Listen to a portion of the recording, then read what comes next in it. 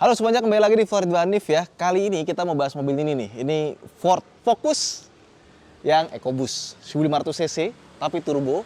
Dan mobil ini itu kayak, ini kan mobil tahun 2015 ya. Pada zamannya itu benar-benar ahead of its time, benar-benar canggih ya. Bahkan beberapa fitur di mobil ini itu nggak dimiliki sama mobil zaman sekarang.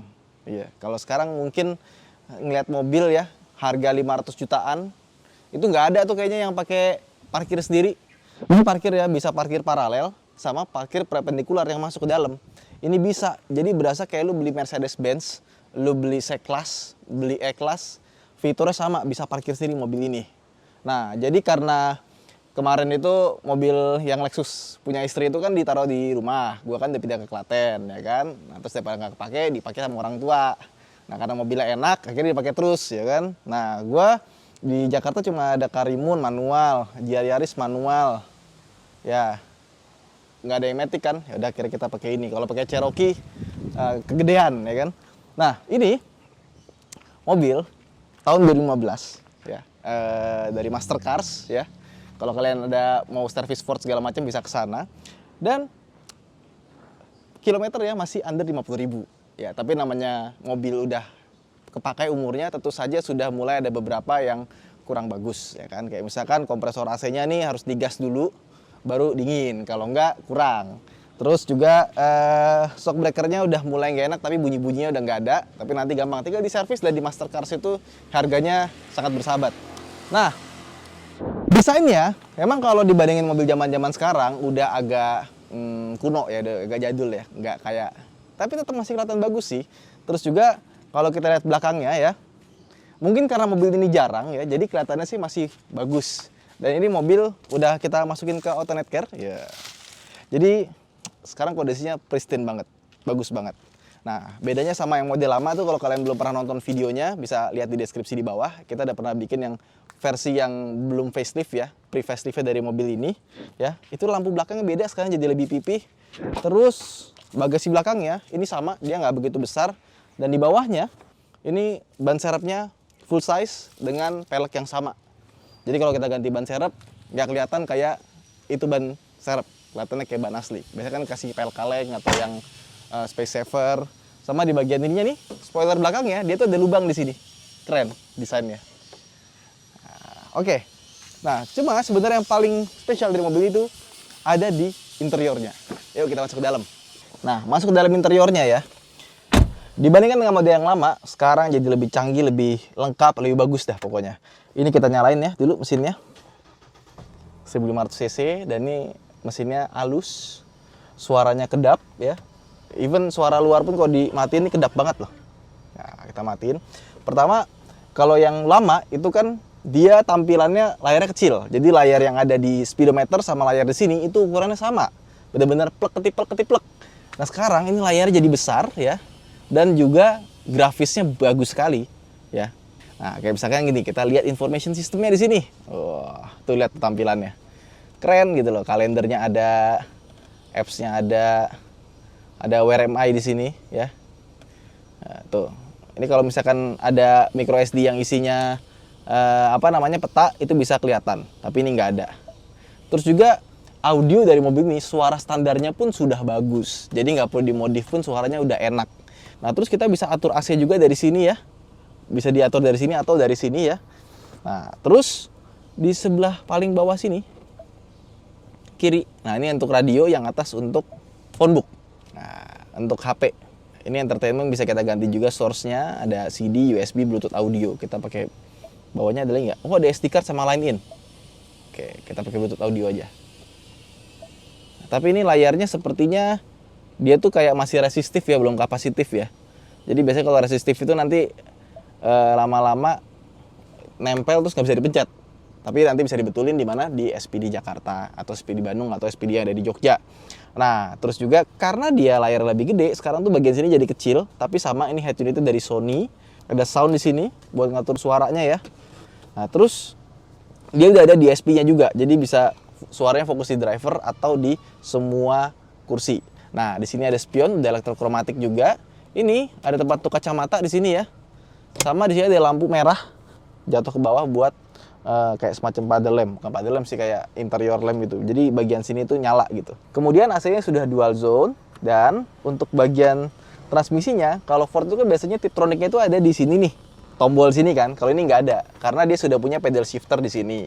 Nah, dia juga ada cruise control di bagian sini, dan untuk ngatur speedometer depannya, nah, MID-nya tuh diatur dari sini. Untuk volume segala macamnya ada di sebelah kanan. Jadi kebalik. Nah, cuma untuk dari mobil ini kan mobil bisa dibilang Amerika tapi berdarah Eropa, karena ditujukan untuk orang-orang Jerman, Inggris, dan kawan-kawan ya. Dia punya lampu sein, itu saklarnya ada di sebelah kanan. Biasanya kan sebelah kiri ya, ini malah di sebelah kanan. Jadi dia kebalikannya GR Yaris. Terus lampunya dia sudah pakai auto, bisa diatur dimmingnya dari sini, dan ada fog lamp depan belakang. Terus untuk storage-nya, sayangnya mobil ini storage-nya nggak banyak ya. Sebelah kanan cuma ada satu cup holder, meskipun sini bagian sini tuh cukup gede. Di sini ada tempat lagi. Terus di sini ada cup holder yang bisa diatur garisnya itu. Nah, ini jadi kalau kita buka nih ya, tuh ini bisa lebih kolong sini, lebih turun. Ada 2 step ternyata. Sama ini bisa digeser-geser buat cup holdernya. Canggih ya. Oh, ini juga begini ya. Jadi emang sengaja, dan ini ada tulisan stiker EcoBoost-nya belum dipasang. Kayaknya stikernya copot terus mau dipasang. Nah, ini bisa dibuka nih lebih dalam di bawah. Canggih ya. Nah, tutup lagi seperti ini. Rem tangannya masih manual. Sama di sini bisa kita majuin. Jadi kalau kita mau pakai buat armrest bisa. Terus kita buka di sini ada tempat kecil, ada kopi sedikit biar menghilang bau ya. Nah, di sini nih SD card-nya, USB, sama colokan 12 volt ada di sini. Di belakang nggak ada ventilasi AC-nya, sayang sekali. Jadi buat yang di belakang ini dia nggak bisa menikmati hembusan AC. Nah, terus kursi belakangnya kurang lebih masih sama kayak yang model lama ya. Memang nggak terlalu lega, tapi cukup lah. Sama dia ada armrest tengahnya. Oke, yuk sekarang kita jalan. Oke, nah sekarang kita coba bawa jalan ya. Dan di sini baru berasa mobil ini mahal gitu. Kayak misalkan handlingnya bagus, steeringnya, dan setirnya tuh masih rasanya kayak mobil zaman dulu yang bobotnya berat, nggak enteng-enteng kayak mobil zaman sekarang. Dan buat gue sih, gue seneng yang setir feel-nya kayak gini ya, sharp, bagus, dan stabil di kecepatan tinggi. Serta dia ini sekarang lebih empuk dibandingkan dengan model yang sebelumnya. Yang model sebelumnya kan agak keras ya, ini lebih empuk. Lewat pola tidur gitu dia mainnya lebih halus, dan enak aja sih mobilnya dibuat dibawa jalan-jalan ya. Istri gue aja suka gitu sama suspensinya. Terus juga yang kedua, gimana dengan performanya? Performa juga bagus, 1500 cc turbonya kenceng ya, transmisinya juga sigap.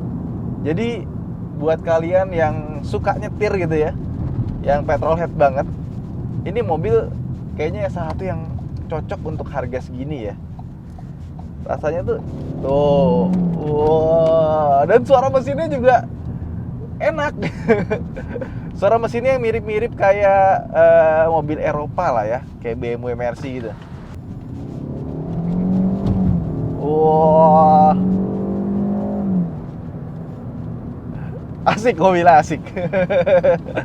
Yang gak heran kenapa harga mobil ini masih mahal, karena emang refine dari segi powertrain, transmisi, mesin, kayak kakinya itu emang dibandingin sama sedan-sedan 500 juta zaman sekarang sih, ini masih megang ini gua.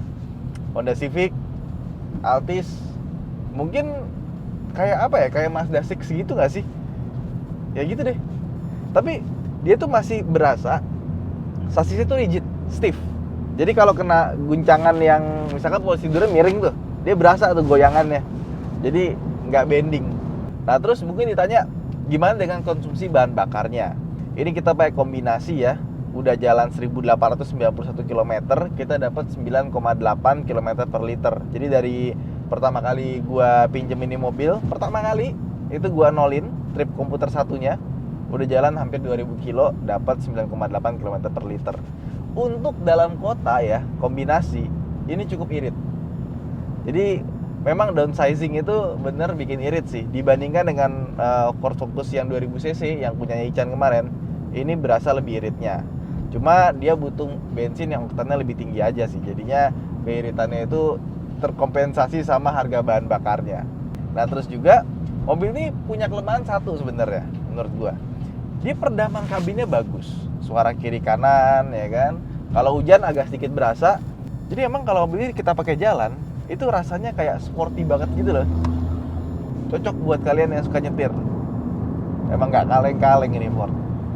Nah terus yang bikin betah lagi di dalam mobil ini adalah audionya. Dia punya audio bawaan dari Sony, speakernya lengkap sampai ke bagian tengah ada center speakernya dan suaranya bagus. Suaranya bagus. Makin kenceng audionya, makin bagus suaranya jernih, nggak tabrakan frekuensinya meskipun secara staging tetap aja nggak bisa diadu sama pakai prosesor. Jadi ini mobil dalam kondisi standar itu udah bikin happy gitu. Terus berikutnya adalah kalau malam mobil itu nggak sepi. Lampunya semua nyala ya, tombol-tombol itu nyala semua gitu. Terus dari bagian handle pintu sama bagian sini tuh ada ambience light-nya, dia warnanya merah. Gue juga gak ngerti kenapa warnanya merah tabrakan gitu, tapi kelihatannya jadi nice gitu, jadi bagus. Nggak sepi dan kelihatannya tuh kayak mewah. Nah terus juga yang ketiga, ini infotainment sistemnya bagus, bentuknya keren, rasanya mewah, cuma dipakainya nggak segampang itu. Jadi kayak misalkan kita mau ganti nih, ya kan, dari sini mau ganti source, itu ada di sebelah kiri sini nih. Tombolnya tuh agak sedikit jauh, tapi sebenarnya ini jarang kita pencet sih. Yang banyak kita pakai itu paling cuma plus minus dari sini sama bagian sini itu sedikit gitu. Dan buat muter volumenya itu gampang diraihnya. Jadi kalau misalkan males pencet yang ini aja cukup. Nah terus untuk mobil di zamannya ini canggih banget. Dan sampai sekarang pun juga masih canggih, belum ada kompetitornya yang punya fitur-fitur ini. Kayak contoh, dia bisa parkir secara otomatis ya, perpendicular maupun paralel. Canggih banget. Jadi kalau misalkan kita mau parkir nih ya, ada parkiran kosong, kita pencet ini, send, udah. Kita oke, dia bisa parkir otomatis sendiri. Kita tinggal ganti gigi sama injek gas rem aja. Canggih banget ya, bisa belok sendiri. Top sih. Bahkan sampai sekarang Honda Civic sama Corolla Altis belum punya fitur ini. Oke, mereka punya adaptive cruise control sekarang, tapi fitur parkir sendiri mereka nggak punya. Keren ya. Kalau misalkan kalian pengen cari mobil kayak gini, paling dapetnya di Mercedes. Mercedes itu dia bisa parkir otomatis, cuman sama Mercedes itu nggak tahu kenapa nggak di highlight. Gue pernah bikin tutorialnya di video di Mercedes, cara naik Mercedes. Ada di deskripsi di bawah, gue masukin ya. Terus mobil ini juga punya kekurangan, dan salah satunya adalah suara ban. Kolongnya agak lumayan berisik, padahal suara kiri kanan atas bawah dia sangat kedap sekali. Nah, cuma bannya agak sedikit masuk aja, itu yang agak annoying. Terus dia itu nggak dapat sunroof. Model sebelumnya dapat sunroof, yang sekarang dia punya lebih banyak lebihan, punya banyak features, tapi sunroofnya dihilangkan. Ya, emang orang Indonesia banyak yang nggak butuh sunroof, tapi sebenarnya nice to have. Nah, sama gara-gara sunroof yang nggak ada, di bagian sininya ini jadi gede banget dan sepi sih. Ada cuma buat tempat kacamata doang di sini. Ini kosong. Ini pasti tombol-tombol buat sunroof. Ini untuk detektor kalau misalkan ada yang bergerak ya. Dan ya udah, itu aja kekurangannya. Sisanya sih plus semua. Emang mobilnya enak sih. Kalau misalkan kalian orangnya petrolhead banget, ya ini mobil buat kalian gitu ya. Terus juga indikator buat tahu ini mobil ngunci apa enggak, itu cuma ada di pintu sebelah kanan doang, yaitu di bagian tombol sini. Kalau ngunci dia nyala di bagian sininya, abis itu nggak ada. Jadi kalau misalkan pintu belakang, pintu kiri, itu pengen tahu kunci atau enggaknya, itu nggak bisa. Tapi walaupun dia kekunci, karena dia mobil Eropa, standar safety-nya di sana beda. Kalau misalkan lagi kunci kita buka pintunya, dia tetap bisa kebuka walaupun dia lagi posisi terkunci. Tapi dari luar nggak bisa dibuka. Terus cruise controlnya dia sama seperti BMW atau Mercedes. Karena dia nggak cuma cruise control, dia juga punya limiter di sini. Ini berfungsi kalau misalkan negara kita udah mulai ketat masalah batas kecepatan maksimal. Jadi mobilnya kan mesinnya kenceng, enak. Kadang-kadang kita ngegas itu nggak sadar udah 140 aja. Nah, biar kita tetap tertib gitu ya, kita bisa set di 120. Jadi kalau kita udah nginjek yang kelebihan, dia akan stay di 120 nggak lebih. Gitu. Jadi kita nggak kena tilang. Oke, jadi itu aja vlog kita kali ini. Next kita akan bawa ke Master Cars buat general check up. Kira-kira apa aja yang berkurang dan harus diganti. Karena gue dipinjemin tapi tetap harus ngerawat ya. Nah, jangan lupa untuk like dan subscribe. Saksikan di vlog berikutnya, kita akan cek seperti apa mobil ini. Yuk!